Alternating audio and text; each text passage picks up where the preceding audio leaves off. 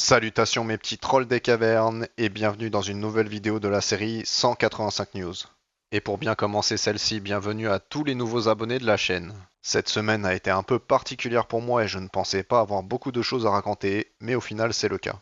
Ainsi, laissez-moi écourter cette introduction et rentrer directement dans le vif du sujet. Je commence donc comme d'habitude avec des nouvelles concernant mon projet de jeu vidéo, qui continue d'avancer tranquillement comme vous pouvez le voir à l'écran. Pour cette semaine, j'ai créé la majeure partie de ce qui sera le niveau de tutoriel.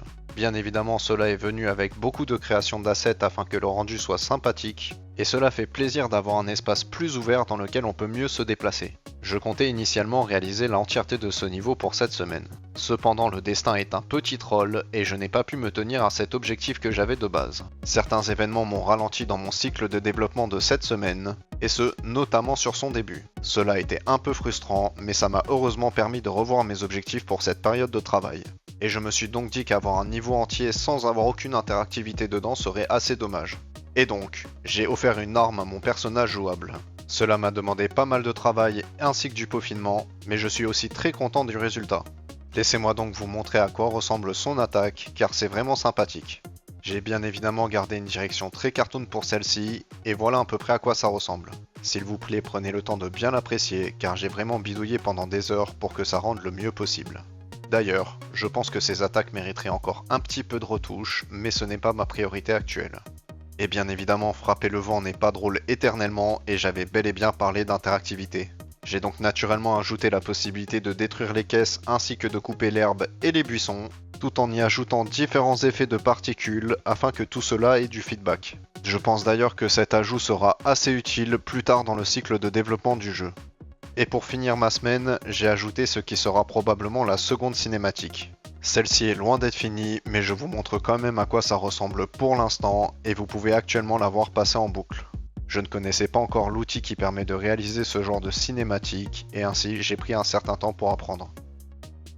Voilà donc pour les actualités concernant le développement de mon jeu. Maintenant, laissez-moi passer à tout ce qui est du côté de YouTube. À ce niveau-là, ma semaine a été plutôt agréable. Si mes calculs sont corrects, j'ai gagné environ 9 abonnés cette semaine. Cela est sûrement dû au fait que les shorts où je parle en anglais ont eu énormément d'engagement, et ce, principalement à cause de mon accent. Laissez-moi donc répondre à ce commentaire qui est revenu en permanence sur ces shorts en question. Non, je n'abandonnerai pas l'anglais pour cette série de vidéos, et oui, bien évidemment que je parle aussi de mon jeu en français. Et passant par là les mecs, s'il vous plaît, essayez d'être un peu plus agréable dans l'espace commentaire. Voilà déjà pour ceci. Ensuite, j'aimerais vous parler des quelques vidéos que j'aimerais produire dans la semaine prochaine. Il y a bien évidemment les formats prévus pour la routine de sortie que j'ai actuellement, à savoir le short en anglais, mais aussi un moment de développement un peu mémesque, et aussi bien évidemment le 185 news qui arrivera en fin de semaine.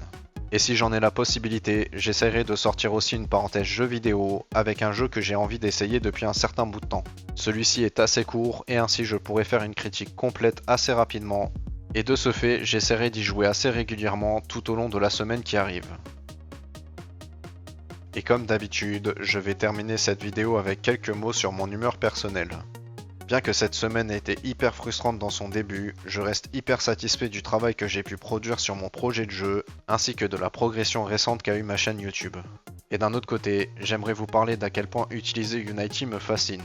Ce moteur est réellement puissant et permet vraiment de faire beaucoup de choses différentes. Bien sûr, j'ai encore besoin d'apprendre tout un tas de choses quant à son fonctionnement. Mais d'un autre côté, j'ai énormément hâte de voir ce que je pourrai produire à l'aide de ce moteur dans un avenir plus ou moins lointain.